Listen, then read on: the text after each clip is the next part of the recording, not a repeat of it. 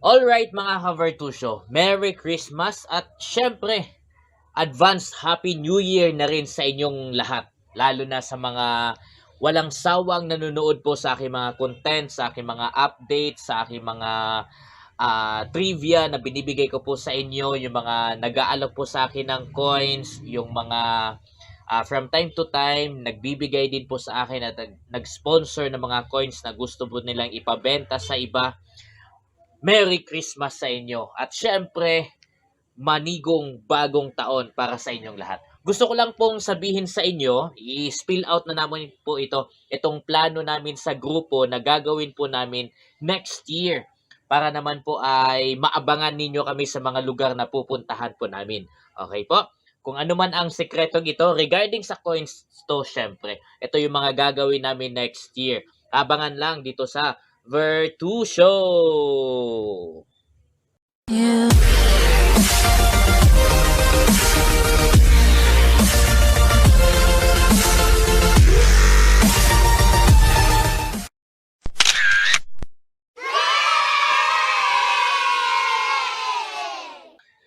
Nasabi namin sa grupo mga ka-Vertusio na mas palalawakin pa namin yung mga sources kung saan kami nakakakuha ng mga coins. Kasi karamihan sa mga nabibili kasi namin mga coins galing lang doon sa mga kakilala po namin. Sa akin nga personally ay galing sa mga bata ko. Yung iba naman ay kasi ako nagtuturo, syempre may mga nanonood sa akin ng mga bata. So yung mga bata ay nag-aalok sa akin ng mga coins tapos binibili ko. Okay po, so napag-usapan namin sa grupo na palawakin po ang aming sources at syempre to reach out na rin sa mga alam namin na may potential talaga to sell coins, lalo na hindi sila mga collector, yung iba nga sa kanila ay hindi masyadong knowledgeable about sa mga bagay na ito, pero may hawak-hawak sila ng mga coins na hinahanap po namin. Kasi ang mga target namin for next year na gusto po naming bilhan ng mga coins na hinahanap po namin ay ang mga jeepney drivers. Okay po? Jeepney drivers, para sa inyo itong gagawin naming episodes starting January next month or next year. Okay po? So ang gagawin po namin, particular lang po na coin na hahanapin namin at bibilhin namin sa inyo ay mga commemorative coins. Mga commemorative coins. Okay po? Sa mga hindi po nakakaalam kung ano po ang commemorative coins, ipapakita ko po sa inyo ang mga collection na meron dito sa ibaba. Okay po, ipapakita ko po sa inyo kung anong mga klaseng commemorative coins ang hinahanap po namin at gusto naming bilhin. So lahat ng mga jeepney drivers, para sa inyo po ito. Okay po? Kung anong klase mga commemorative coins ang meron na ako dito at kung ano pa ang hinahanap namin, ipapakita ko po sa inyo. Tapos after ko ipapakita sa inyo yung mga coins na meron ako dito, sasabihin ko sa inyo kung magkano po ang asking price namin sa mga commemorative coins na meron po ako or hinahanap namin mula sa inyo. Okay po? So ang sense kasi ng commemorative coins na hinahanap po namin ngayon ay hindi po namin para dalhin sa subastahan. Ang gusto po naming mangyari ay gagawa kami ng coin set.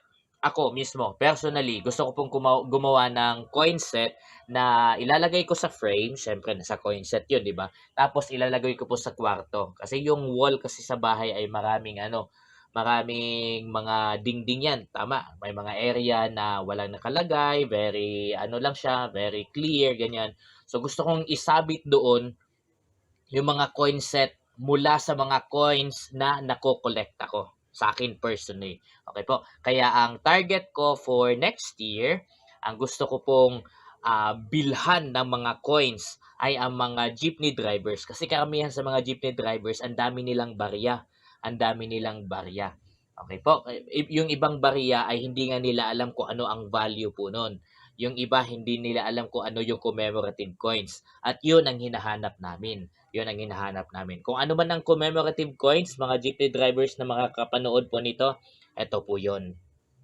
Okay, mga ka-Vertusio, ang mga commemorative coins po ay mga coins, syempre, na ginawa po ng BSP, pero different po siya doon sa mga series na meron po tayo ng coins kasi ang mga coins na ito ay ginawa in honor or in celebration po doon sa isang naganap na pangyayari dito sa bansa po natin or in honor po sa mga taong nakikipaglaban para sa freedom na meron tayo sa Pilipinas po ngayon back then. Katulad nila Andres Bonifacio, Apolinario Mabini, ito ay General, ano nga ba ito? Malvar. Tapos ito naman, General Luna. Tapos meron tayo ditong De La Costa at saka Ricarte. Ito naman ay pangyayari ng ng Leyte, Gulf Landing. Tapos ito, mga bagong bayani. At marami pang mga commemorative coins na ginawa po ang BSP na limited lang po ang kanyang mintage or yung reproduction na meron sila kasi it is only meant for commemorating a certain activity or celebration na meron po tayo sa Pilipinas. Okay po, gawin natin example po itong sa Apolinario Mabini. Kunwari, ang commemorative coin na ito ay ginawa po para sa kanyang 150th birth anniversary. Yan, kaya gumawa po ng reproduction ng coins na yan. So gantong klase din po ng mga coin ang hinahanap po namin na gusto naming gawing coin set. At ang plano po namin na bawat commemorative coin, may mga nasa listahan pa nga na wala ako dito. Kaya yeah, most likely talaga, definitely, hahanapin namin ang mga coins na yon. Okay? So we are planning to have 8 pieces per commemorative coin. Ulitin ko po, 8 pieces per commemorative coin. Yun po ang gusto namin mangyari para sa aming coin set. Okay po. Bakit 8? Kasi infinite. 'Di ba? Yung 8 ay infinite according sa math. Yan, wala siyang end. Okay po. So, hindi ako masyadong naniniwala sa lucky 7. So, I'm going to 8. Infinite. Okay po. For example, katulad nito, Apolinario Mabini, 2, 4, 6, 8. So, hindi na ako bibili ng commemorative coin na Apolinario Mabini. Pero madami pa akong mga coins dito na kulang pa. Katulad ditong Apolinario, Andres Bonifacio, 3 pa lang ito. So, kulang pa ng 5 yan. Ito naman, Antonio Luna, 3 pa lang din. So, kulang pa ako ng 5. So, hahanap pa ako niyan. Ito rin naman, one of the most coin na hirap ng hanapin, the rarest coin na hanapin na commemorative coin itong Miguel Malvar. And fortunately, meron po akong 3, kulang din ng 5. Ito naman, itong coin naman na nandito, meron akong 4. Ito ay ASEAN 50, 2017. Itong coin na yan. So, kulang pa ako ng 4 din dyan. Tapos, meron ako dito na Leyte, Gulf Landing.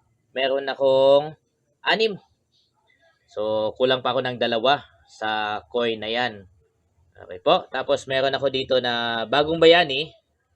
Bagong Bayani po yan. 2 pa lang. So, kulang pa ako ng 6. Tapos, syempre, may mga commemorative coin pa ako dito na pa isa-isa lang, fortunately. Fortunately, may isa ako. Katulad nito kay De La Costa. Itong kay De La Costa, isa lang meron talaga ako. Tapos dito naman kay Artemio Ricarte, isa lang din meron ako. So, marami pa talagang kulang. Meron pang mga commemorative coin about Rizal, which is wala ako noon. At marami pang mga commemorative coins na kulang pa talaga ang aking mga collection. Kaya sa mga driver po na meron po mga coins at meron kayong mga ganito, ihanda nyo po. Kasi yun po ang target namin next time. So pupunta kami sa mga jeep po ninyo. Tapos we will be asking if you have commemorative coins na katulad po nitong pinapakita ko po sa inyo sa video. Tapos let's have a deal. Kung pwede man naming bilhin sa inyo. Ako personally, mga Havertusio, ay very fan po talaga ako of collecting commemorative coins. Kasi ang mga commemorative coins kasi mga Havertusio ay hindi po taon-taon na nire-release po sa atin ng Bangko Sentral ng Pilipinas. Hindi po katulad sa ibang mga coin po natin na from time to time nagre-release po ng mga mintages ang BSP. Ito po kasi ay kaya nga ang tawag nga po ay commemorative coin. Talagang ginawa lang siya in a particular date para sa isang particular na celebration din po or commemoration. Kaya nga siya tinawag na commemorative coin. Kaya very fun po talaga kasi syempre iba yung design. Kakaiba yung design. Okay po? Most of these commemorative coins mga ka-Vertusio ay may face value na same lang din sa mga coins na nire-release sa atin regularly with the series galing sa BSP katulad nito. Itong commemorative coin ni Juan Luna ay may face value na 10 piso. So kung ibili mo po ito ng gulay worth 10 pesos, so this can be used. Kasi 10 peso lang talaga ang market value po nito or ang face value po nito. Pero syempre, sa amin ng mga kolektor na nais pong mag-ipon at syempre gumawa ng design sa bahay gamit ang mga coins. Yung iba nga sa amin, katulad ng last year, yung pinsan ko ay kinasal, which is a collector also of coins. Kaya ang binigay namin bilang regalo ay commemorative coin. At ang commemorative coin na yun, kung hindi ako nagkakamali, ay Bagong Bayani. Bagong Bayani ba? O di kaya ano? Basta either Bagong Bayani or Leyte Gulf Landing. Yun yung 8 piraso na niregalo namin sa kanya. So, 'di ba? So, 'yun ang hinanap namin para sa kanya kasi siya nga ay collector. At syempre, yung saya, 'di ba? Kahit na hindi man 'yun pera or pera pala 'yun literally. I mean, hindi man siya malaking pera, hindi man siya magarang bagay na binigay namin sa kanya, pero being her as a collector at gusto din magkaroon ng coins tapos niregaluhan namin ng gusto niya magkaroon na commemorative coin ay sobrang saya na po yun sa kanya. Syempre naman, syempre naman. Kaya hindi natin alam talaga ang desire ng isang collector. For me, ako gusto ko magkaroon ng mga design sa bahay namin. Sa bahay namin, doon, sa bahay namin doon, ng mga collected commemorative coins. Okay po, collected commemorative coins. Yun po ang gusto kong ilagay sa dingding na meron po kami. Okay po. Kaya yung mga commemorative coins na nakita po ninyo dito na collection ko personally, kulang pa talaga. Marami pa ang kulang. Kaya mga jeepney drivers, makikiusap ako sa inyo. Gawin nating particular ito kung saan banda. Yung mga biyaheng Visayas, yun ang gusto kong puntahan una. Biyaheng Visayas. Time to time, pupunta ako sa inyo, makikisakay ako sa jeep po ninyo. Tapos please, sorry kung makakaabala man, pero ang nais ko lang naman ay bumili ng inyong mga coins. So habang nagbabiyahe po kayo, nagbablog naman ako. Titignan ko po yung mga coins ninyo. Tapos, pwede po bang ganito? Bawat commemorative coin na kailangan ko pa at meron kayo, bawat isa, bibilhin namin ng 200 to 300 pesos. Depende po sa quality. Okay po, depende sa quality. Kung maganda po yung commemorative coin, walang gasgas, high quality pa, ano bang tawag nito? Kumikinang pa. Okay, pwede siguro nating bilhin yon ng 300 pesos. Tapos kung medyo mababa na ang quality ng mga coins po katulad nito, medyo mababa na po ang ang value or ang quality po niya as a commemorative coin, pero regardless, commemorative coin pa rin siya. So bilhin naman natin siya ng 200 pesos. So okay ba sa inyo yon? Bawat commemorative coin na makita po namin or makuha namin mula sa inyo ay bibilhin po namin ng 200 to 300 pesos bawat isa. Okay po. May mga nagtatanong, paano pag wala kayo makuha? Okay, kami na lang po ang bahala po nun. Okay, kami na po ang bahala sa generosity po namin dahil naabala namin kayo. Pero ito ang pangako namin, bibilhin namin kung ano mga coins na meron ka na mahalaga sa amin bilang mga kolektor, bilang ganti naman sa pag-allow ninyo sa amin to have a vlog video and syempre tulong na rin yon. Bilhin namin yung mga coins ninyo. Okay po? So, yung mga coins na meron kayo, it's just having the face value. Pero kapag bibilhin po namin yan ng mga collector, may mataas na value po yan. Mag-meet tayo sa gitna. Okay po? For our collection, and at the same time, tulong namin sa inyo. So, yun po ang next na project namin sa Virtusio next year. Kita-kita tayo, Visayas area, Visayas. Yung mga biyaheng Visayas. Okay po? Sa ano to ha, dito sa Quezon City po ito ha. Visayas Avenue, bumabiyahe ng Visayas Avenue. Klaruhin ko lang po. Mga jeepney na bumabiyahe ng Visayas Avenue. Hindi po muna sa Cebu.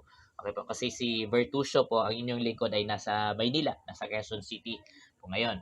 Okay po. So, mga biyaheng Visayas. Okay po, mga biyaheng Visayas, Quezon City. Yun po ang next na, yun po ang unang target po natin to which we will buy your coins. Okay? Kita-kits! You.